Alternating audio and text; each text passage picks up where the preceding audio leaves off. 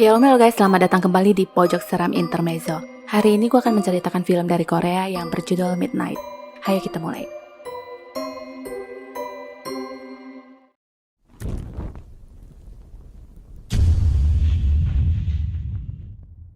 Seorang gadis terpaksa harus pulang berjalan kaki di tengah malam karena kalah merebut taksi dengan teman-temannya. Sebuah mobil menghampirinya dan sang supir menawari untuk mengantarnya ke jalan utama, tapi wanita itu tidak mau dan berjalan pergi. Mobil itu masih diam di sana dan pintunya tiba-tiba terbuka. Setelah itu samar-samar gadis tersebut mendengar suara orang minta tolong dan berjalan kembali ke mobil itu. Ternyata benar ada seorang pria yang terkulai di samping mobil sambil berkata tolong. Supir tadi muncul lagi dari balik baju dan langsung menariknya ke dalam. Setelah itu polisi datang yang ternyata mendapat telepon dari supir ini. Sekarang dia berakting seakan-akan sangat syok menemukan mayat. Supir bersaksi dia telah melihat kejadian naas itu dan menuduh para pekerja asing yang melakukan penyerangan. Nah, sekarang kita masuk ke cerita inti. Perkenalkan, perempuan ini bernama Choi Sojung, tinggal bersama kakak laki-lakinya bernama Jong Tak yang berprofesi sebagai polisi. Di tempat lain ada gadis bernama Kyung Mi, dia mengalami gangguan bicara dan pendengaran. Kyung Mi sendiri mempunyai seorang ibu yang mempunyai kondisi yang sama dan mereka tinggal di daerah pelosok. Setiap malam Kyung Mi akan menjemput ibunya pulang kerja dan mobilnya terpasang alat pendeteksi suara. Sewaktu Kyung Mi menurunkan ibunya dan bermaksud untuk memarkir mobil, sang predator sudah mengintai di dalam mobil. Pria itu mengikuti ibunya dan di saat dia ingin melakukan aksi kejahatan, dia terhenti mendengar suara orang yang sedang berbicara di telepon yang ternyata adalah Sujung. Merasa ibu itu sudah jauh berjalan, pria itu berbalik dan menargetkan Sujung. Dia berlari kencang ke arahnya dan cerita lanjut ke Kyung Mi yang sudah memarkirkan mobilnya, tapi tak sengaja meninggalkan ponselnya di mobil. Di tempat lain, Jong Tak masih menunggu kepulangan adiknya. Karena sudah terlalu lama, dia pun berinisiatif menelpon Sujung, tapi tersambung ke voicemail. Merasa mungkin ada yang tidak beres, dia pun berjalan keluar untuk mencari adiknya. Kembali ke jalan, entah apa yang sudah pria itu lakukan, dia tampak berjalan kembali ke mobil dan melihat si ibu masih ada di sekitaran jalan yang sedang menunggu Kyung Mi. Jong Tak datang dan tak sengaja menabraknya. Dia sempat menanyakan apakah melihat adiknya dengan ciri-ciri yang disebutkan, tapi si ibu menjawab dengan bahasa isyarat yang gak tahu apa maksudnya, dan Jong Tak pun permisi. Pria gila ini masuk ke mobilnya dan mencari peralatan di dalam sambil memperhatikan sang ibu. Dia lalu mematikan lampu di saat melihat Kyung Mi yang berjalan di depannya. Kyung Mi terhenti di saat ada sebuah high heel terlempar di depannya. Di dalam gang sempit itu ada suara minta tolong dan sepatu sebelahnya lagi yang terlempar keluar. Di dalam gang gelap itu ternyata Sojung yang meminta tolong. Sojung memegang perutnya sambil berkata selamatkan aku. Kyung Mi berusaha sekeras mungkin untuk mengeluarkan suaranya dengan berkata akan mencari bantuan. Setelah itu si laki-laki gila ini langsung datang menyerangnya. Sojung mencoba melawan pria itu dan dengan segera Kyung Mi berlari keluar gang. Kejar-kejaran pun terjadi sampai ke ruangan basement. Kyung Mi mencoba membuka pintu dan hal itu menimbulkan suara. Dengan segera pria itu berlari ke arahnya dan beruntung Kyung Mi berhasil lolos dan masuk ke dalam mobil. Dia melakukan video call kepada ibunya dan menyuruhnya untuk tidak kemana-mana lalu menutup telepon. Alat pendetektor mobil dengan anehnya memberikan sinyal tentang jarak seseorang dan siapa sangka si gila itu sudah berada di dalam mobilnya. Sekarang dia disuruh pria itu untuk menjemput ibunya. Untungnya ini perempuan cukup pintar. Dia menjalankan mobil dengan kecepatan tinggi dan rem mendadak yang membuat pria itu terpental. Dalam kesempatan itulah dia berusaha kabur. Walaupun begitu, pria itu terus mengejarnya. Keberuntungan masih berpihak di mana pria itu terpleset jatuh karena sepatu hak Sojung. Kyung Mi lari secepat mungkin dan menekan tombol darurat yang mematikan lampu di seputaran sana dan alarm pun berbunyi. Petugas patrol menanyakan apa yang bisa dibantu lewat speaker. Ibunya mengajak Kyung Mi ke kantor polisi untuk membuat pengaduan. Pria itu datang lagi dengan baju rapi dan berpura-pura berkata sedang mencari saudarinya dengan menyebutkan ciri-ciri Sojung. Kyung Mi sudah pasti tahu di mana Sojung tadi dan menunjukkan arah, tapi pria itu menginginkan dia untuk ikut agar bisa menunjukkan persis lokasi yang dimaksud. Awalnya ibunya melarang dia untuk ikut, tapi Kyung Mi berkata gadis itu mengeluarkan banyak darah dan harus segera ditolong. Akhirnya ibunya setuju dengan syarat ibunya juga ikut bersama mereka.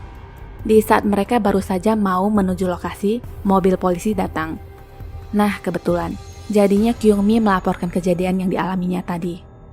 Setelah diperiksa, polisi tidak menemukan siapapun di gang sempit itu, tapi Kyung-mi tidak habis akal. Dia meminta untuk pengecekan CCTV. Sayangnya dari rekaman CCTV tidak menangkap peristiwa saat itu, dikarenakan posisi kamera yang suka dirusak orang-orang yang gak punya kerjaan. Ibu Kyung-mi sendiri mencurigai pria itu yang terlihat panik sebelumnya dan tenang-tenang saja sekarang. Pria itu berakting lagi dengan berkata wanita yang di gang itu bukanlah saudarinya karena saudarinya baru saja mengirimkan pesan. Sesi wawancara terus berlangsung dengan pertanyaan tentang ciri-ciri pria yang mengejarnya. Sang ibu benar-benar curiga dan terus menatap pria itu. Pria itu menyela dan menjawab polisi padahal Kyung-mi yang sedang ditanya. Polisi lalu memintanya untuk tidak menjawab karena memang pertanyaan itu tidak ditujukan kepadanya. Jadi intinya gak usah sok tahu kalau gak ditanya. Kemudian seorang bapak-bapak mabok yang digelandang ke polisi menyambung kata yang mengatakan pria itu tidak pernah diajarkan soal etika dan sopan santun oleh orang tuanya. Pria itu menatapnya dengan tajam lalu berkata dia tidak punya orang tua. Pak tua itu pun semakin marah dan tersinggung. Polisi beranjak dan melerai mereka lalu membawa pria tua itu keluar. Sewaktu berantem-berantem itu, sebuah ponsel terjatuh keluar dan diambil oleh si ibu. Pria itu berkata itu miliknya dan langsung mengambilnya kembali. Di saat Kyung-mi sedang menulis keterangan, pria itu menghampirinya dan di sanalah dia tahu di mana Kyung-mi tinggal. Ibunya lalu berkomunikasi dengannya dan mencurigai soal ponsel di mana harusnya awalnya dia pria itu mempunyai ponsel berwarna hitam, tapi yang tadi diklaim itu berwarna putih dan ada foto perempuan di dalamnya.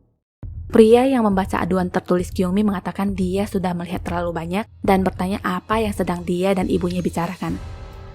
Dengan wajah bengisnya dia menghampiri si ibu dan menanyakan apa yang mereka bicarakan sambil mencari pisau mana yang mau dia gunakan untuk mengintimidasi.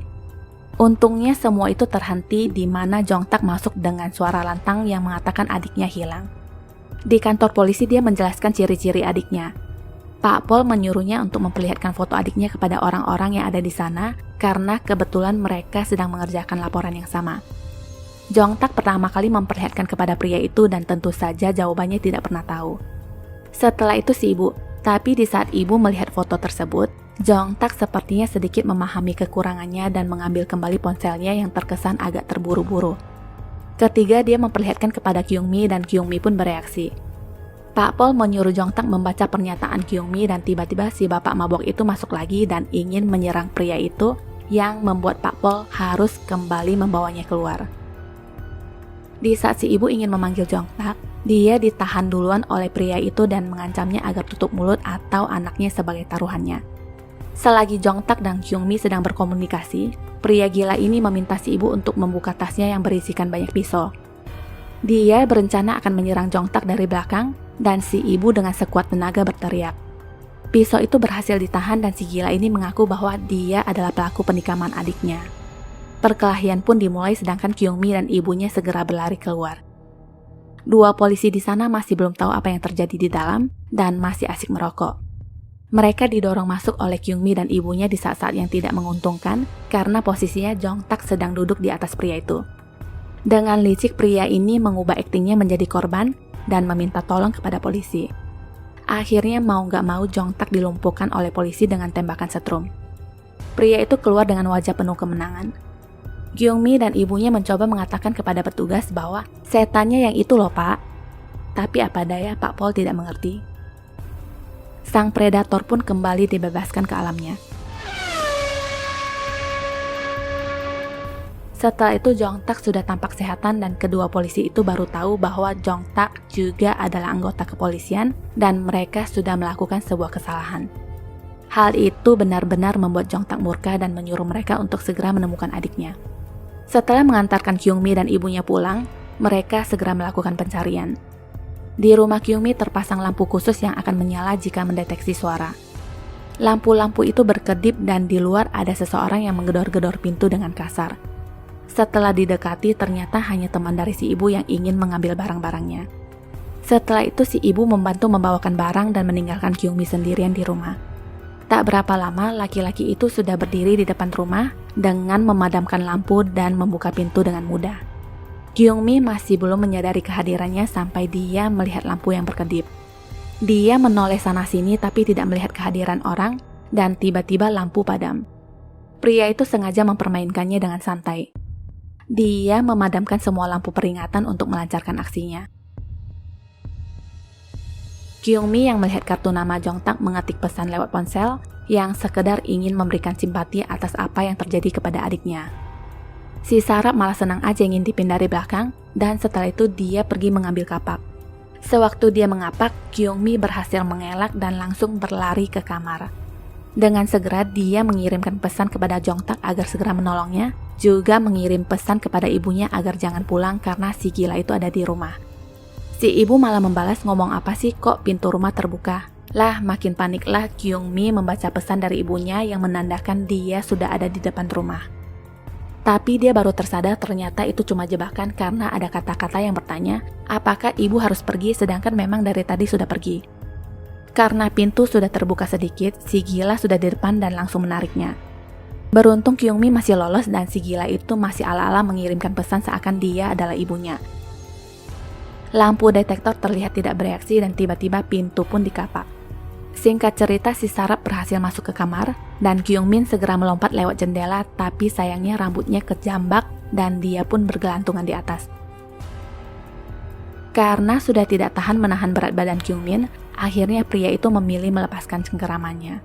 Tak sampai di situ, namanya Saiko ada aja idenya untuk menjatuhkan kapak yang bermaksud untuk mengenai Kyung-min, tapi lagi-lagi Kyung-mi masih bisa menghindar dan segera kabur. Pria itu terus melakukan pengejaran dan kebetulan Jong-tak melihat mereka dan mengejar dari belakang. Kyung-mi terpojok dan terjebak di jalan buntu. Beruntung sekali Jong-tak tiba tepat waktu. Sebelum Jong-tak menghajarnya, dia sudah mengancam dengan mengarahkan pisau ke lehernya sendiri. Sekarang dia melakukan negosiasi dengan Jong-tak, di mana dia akan mengatakan di mana saudari yang sedang sekaratnya itu berada, asalkan Jong-tak tidak mengganggu kesenangannya dengan mangsanya sekarang. Dia pun mengirimkan alamat melalui ponsel ke Jong-tak. Ini benar-benar pilihan yang sulit, tapi akhirnya Jong-tak memilih saudarinya. Dia pergi ke tempat yang tepatnya adalah rumah Kyung-mi untuk mencari saudarinya, yang tentu saja itu semua cuma tipuan. Kembali ke Kyung-mi, dia benar-benar perempuan luar biasa yang tidak kenal menyerah. Dalam keadaan tidak berdaya, dia masih berpikir bagaimana caranya untuk lolos dan dengan cerdiknya dia melemparkan pasir ke mata pria itu. Di rumah, ibu Kyung-mi sudah kembali dan bertemu dengan Jong-tak. Melihat keadaan rumah yang berantakan, ibunya tahu pasti sudah terjadi sesuatu dan keluar ingin mencari anaknya.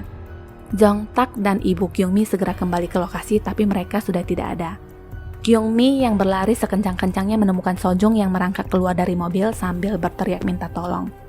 Si predator sudah terlihat di belakang dan mereka segera bersembunyi. Pria itu sampai di sekitaran sana dan mengetahui mainannya sudah kabur. Dia pun menyiapkan pisau dan mengikuti tetesan darah di jalan. Kyung-mi menyuruh Sojung untuk menghubungi kakaknya karena dia sudah dekat di sekitaran sana dan pergi. Di saat pria itu sudah dekat sekali dengan Sojung, Kyung-mi membuat suara untuk memancingnya. Pria itu berjalan ke arahnya dan Kyung-mi langsung menekan tombol alarm yang terpasang di tiang. Sojung akhirnya menelpon kakaknya sedangkan Kyung-mi masih terus dikejar sampai di pusat kota yang masih ramai. Dia mencoba meminta tolong kepada orang-orang tapi tidak ada yang mengerti bahasa isyaratnya. Sekarang orang-orang malah takut melihat dia yang memegang pisau. Seseorang ingin menelpon polisi dan pria itu langsung mencegahnya dengan mengatakan Kyung-mi itu saudarinya. Selama mereka lagi berdebat, kesempatan itulah dipakai Kyung-mi untuk melarikan diri. Tapi sialnya dia malah dibawa oleh beberapa polisi dan dikembalikan ke pria itu. Saat polisi meninggalkan mereka, Kyung-mi terbata-bata memohon untuk tidak menghabisinya karena dia masih mempunyai banyak mimpi. Kyung-mi lalu dibawa ke sebuah gang gelap dan saat itulah Jong-tak datang tepat waktu. Perkelahian ronde kesekian pun dimulai kembali. Jong-tak begitu murka dan menghajarnya habis-habisan. Di saat pria itu sudah tidak berkutik, Jong-tak melepaskannya. Gak taunya yang namanya orang gila selalu punya 1000 nyawa. Dia bangkit lagi dan menyerang Jong-tak dan posisi berbalik sekarang. Jong-tak yang dihajar habis-habisan. Kyung-mi berteriak sambil mengacungkan pisau. Pria itu bersumpah dia akan menghabisi setidaknya 1 orang dan mengincar ibu Kyung-mi karena dia tahu ibunya juga berada di sekitar sana setelah mendengar percakapan mereka tadi. Pencarian pun dimulai dan akhirnya mereka bertemu. Si ibu langsung menangis menanyakan di mana putrinya. Pria itu mencoba menipunya dengan berkata putrinya ada di gang gelap sana, tapi sang ibu masih ragu. Dari jauh, Kyungmi melihat ibunya bersama pria itu dan berlari sekencang-kencangnya. Dia lalu menghujamkan pisau ke arah pria itu, tapi ternyata bukan pria itu yang terluka, tapi justru Kyungmi. Dia sengaja melakukan itu untuk membangun sebuah opini bahwa dia adalah korbannya sekarang. Semua orang melihat kejadian itu dan reaksi mereka membuat pria itu blank, tidak tahu harus berbuat apa selanjutnya. Polisi datang ke TKP dan seorang dari mereka malah diserang saat ingin mendekat. Polisi lalu melepaskan tembakan peringatan. Pria itu kesal melihat senyuman kemenangan Kyungmi dan ingin menyerangnya, tapi kakinya ditembak oleh polisi. Namanya psikopat tetap aja masih bisa bertahan dan Kyungmi mengacungkan jari tengahnya yang membuat pria itu semakin murka. Dia akhirnya ditembak tapi tetap saja nggak mati-mati. Di saat dia ingin mendekati Kyungmi, Jongtak datang dan mendorongnya. Akhirnya kali ini dia benar-benar mati di tempat, tapi sebelum itu tetap aja dia masih mengancam akan menghabisi Kyungmi. Akhirnya mereka semua selamat, termasuk Sojung dan menjadi dekat satu sama lain setelah itu. Tamat. Kalau kata Khalil Gibran, kebenaran bisa berjalan telanjang sedangkan kebohongan akan selalu perlu berpakaian. Terima kasih sudah menyaksikan Shortcut Film ini. Jangan lupa subscribe, like, and share. Juga menyalakan lonceng notifikasi untuk updatean film lainnya ya. Sampai jumpa.